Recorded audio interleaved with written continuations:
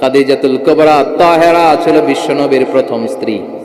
নিজের যত সম্পদ ছিল সব বিশ্বনবীর পায়ের সামনে ঢেলে দিয়েছে, সব ঢেলে দিয়েছে বিশ্বনবীর জন্য।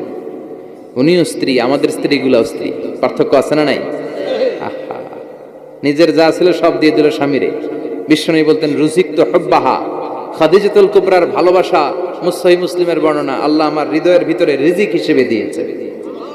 দোয়া করলে আল্লাহর কাছে বলছেন, আল্লাহ কিয়ামতের কঠিন দিন, যেদিন বন্ধু বন্ধুরে চিনবে না, ভাই ভাইরে চিনবে না, পীর সাহেব মুরিদরে চিনবে না, মুরিদ পীর সাহেবরে চিনবে না, দলের নেতা কর্মীরে চিনবে না, কর্মী দলের নেতারে চিনবে না, ওই কঠিন বিপদের দিনে আমি আমার খাদিজারে যেন ভুলে না যাই। একটা মহিলাকে রব্বুল আলামিন আরশের উপর থেকে সালাম জানিয়েছেন, মহিলাটার নাম হলো খাদিজা। ইসলামের সর্বপ্রথম কালিমা পড়ে যে নারীটা মুসলমান হয়েছেন তিনি হচ্ছেন খাদিজাতুল কুবরা তাহেরা।